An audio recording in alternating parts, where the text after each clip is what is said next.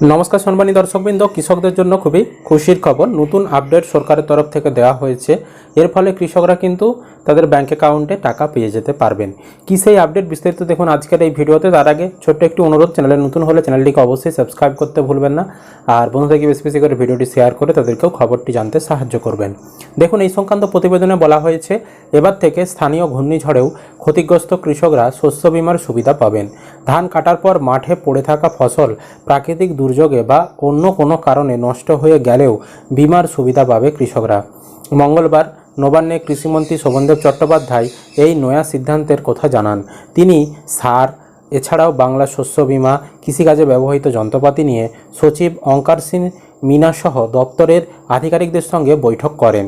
এই বৈঠকে মুখ্যমন্ত্রীর সচিবালয়ে আসা কৃষকদের অভিযোগ নিষ্পত্তি করার জন্য কড়া নির্দেশ দিয়েছেন কৃষিমন্ত্রী। এদিন তিনি বলেন, বিভিন্ন সময় ছোট এলাকা জুড়ে হঠাৎ করে ঘূর্ণিঝড় হয়, তাতে প্রচুর ফসল নষ্ট হয়। এই পরিস্থিতিতে ক্ষতিগ্রস্ত কৃষকদের সুবিধা দেওয়া হবে। এছাড়াও ধান কাটার পর বাড়ি নিয়ে যাওয়ার জন্য যদি ধান মাঠে পড়ে থাকে আর সেই সময় কোনো রকম প্রাকৃতিক দুর্যোগে সেই ধান নষ্ট হয়ে যায়, তাহলেও কৃষকরা শস্য বিমার সুবিধা পাবেন। মঙ্গলবার এমনটাই সিদ্ধান্ত হয়েছে বলেই নবান্ন সূত্রে খবর। আসন্ন রবি মরশুমে কৃষকদের যাতে সার পেতে কোনো সমস্যা না হয় তা নিয়েও নির্দেশ দিয়েছেন কৃষিমন্ত্রী। পাশাপাশি চলতি অর্থবর্ষে কৃষিকাজে ব্যবহৃত ছোট বড় মাঝারি 1 লক্ষ মেশিন কেনার লক্ষ্যমাত্রা দেওয়া হয়েছে। যারা এই ধরনের মেশিন কিনবেন তাদের সরকার থেকে 50 থেকে 80% ভর্তুকি দেওয়া হবে। এই খাতে এবার বরাদ্দ বাড়ানো হয়েছে বলে জানান কৃষিমন্ত্রী। ভর্তুকি দেওয়ার জন্য এবারে বরাদ্দ 250 কোটি টাকা।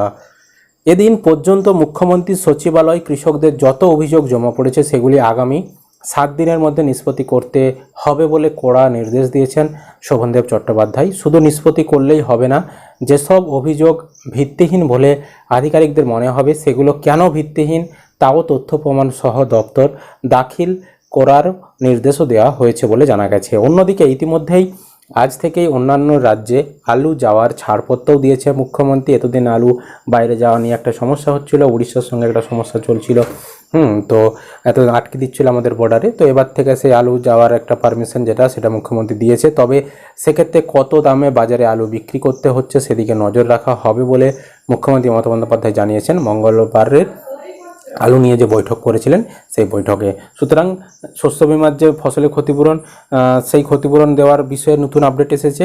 এছাড়াও কিন্তু আলু যাওয়ার বিষয়ে সেখানেও কিন্তু নতুন আপডেট এসেছে। এছাড়াও কৃষি যন্ত্রপাতি বর্তমানে যে অনলাইনে আবেদন চলছে, আপনারা কৃষি অফিসে গিয়েও আবেদন করতে পারবেন বা আপনারা অনলাইনে আবেদন করতে পারবেন। তাতে 50 থেকে 60% কম দামে ভর্তুকিতে আপনারা যন্ত্রপাতি কিনতে পারবেন। তো এই আপডেটগুলোই কিন্তু বর্তমানে এসেছে। তো কোন আপডেটটি আপনাদের ভালো লাগলো অবশ্যই কিন্তু কমেন্ট করে জানাবেন। ইউটিউব থেকে দেখলে চ্যানেলটি সাবস্ক্রাইব করতে ভুলবেন না। যারা ফেসবুক থেকে ভিডিওটি দেখছেন অবশ্যই পেজটি ফলো করে রাখবেন।